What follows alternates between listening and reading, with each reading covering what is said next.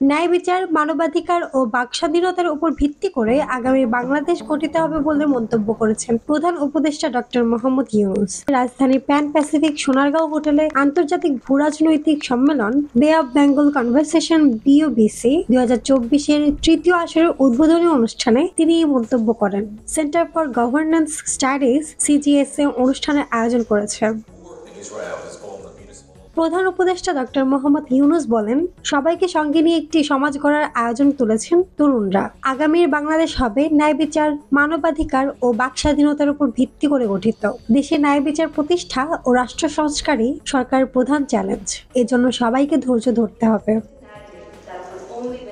3-0 ভিত্তিতে মানব সভ্যতা তৈরি করার আহ্বান জানিয়ে ডক্টর ইউনূস বলেন, এই সভ্যতা আমাদের ব্যর্থ করেছে। শুধু পরিবেশের দিক দিয়েই নয়, মানুষ মুনাফার পেছনে মরিয়া হয়ে ওঠাও এর জন্য দায়ী। আসুন আমরা নতুন একটি সভ্যতা তৈরি করি 3-0 ভিত্তিতে, যেখানে সম্পদকে কুক্ষিগত করা হবে না, সবার মধ্যে সমানভাবে বন্টন হবে। তিনি বলেন, বিদেশি অতিথিদের বলবো, আপনারা রাস্তাগুলো ঘুরে দেখুন, বাংলাদেশের তরুণদের মনের ভাষা বুঝতে পারবেন। আমি আপনাদের আহ্বান জানাবো নতুন একটি বিশ্ব করার বিষয়ে ভাবতে, যেভাবে আমাদের তরুণরা আমাদের নতুন একটি বাংলাদেশের বিষয়ে ভাবতে শিখিয়েছে। ডক্টর ইউনূস বলেন, 17 কোটি মানুষের মধ্যে অর্ধেক জনসংখ্যার বয়স 27 বছরের কম। কত বড় শক্তি! তাদের এই সৃজনশীলতাকে কাজে লাগিয়ে দেশকে অনেক শক্তিশালী করে তোলা সম্ভব। আমাদের তরুণদের শক্তি আছে বিশ্বকে টেকসই উন্নয়নে নেতৃত্ব দেওয়ার, আমাদের পরিবেশ রক্ষা করার। কিন্তু এর জন্য প্রয়োজন সহযোগিতা, সাহস এবং নিজেদের মধ্যে শেয়ার করার মানসিকতা ও অটুট বিশ্বাস। আমাদের তরুণরা আমাদের নতুন বাংলাদেশ গড়ার পথে নিয়ে গেছে। আসুন একে অপরকে চ্যালেঞ্জ করি, একে অপরের কথা শুনি এবং পরিবেশগতভাবে নিরাপদ গ্রহের সাথে সামঞ্জস্যপূর্ণ একটি নতুন জীবনধারা সহ একটি নতুন বিশ্ব কল্পনা করার সাহস করি।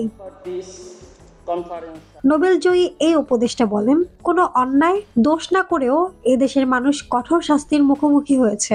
অনেক বড় শক্তির মুখোমুখি হওয়াতে আমরা অভ্যস্ত, কিন্তু আমরা এটাও জানি যে যখন আমরা ঐক্যবদ্ধ হই, যখন আমরা এক হয়ে কাজ করি, তখন আমাদের ইতিহাসের গতিপথ পরিবর্তন করার ক্ষমতা আছে, যেমনটি আমরা 100 দিন আগে বাংলাদেশে করেছি।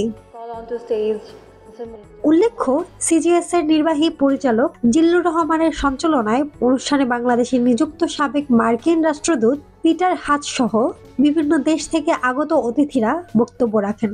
আজ থেকে শুরু হওয়া 3 দিন ব্যাপী সম্মেলন চলবে 18 নভেম্বর পর্যন্ত।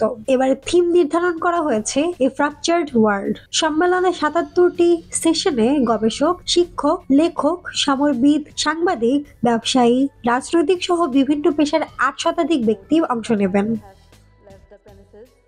মাহমুদ আঞ্জুম বৃষ্টি, ডেস্ক রিপোর্ট, কথা কম।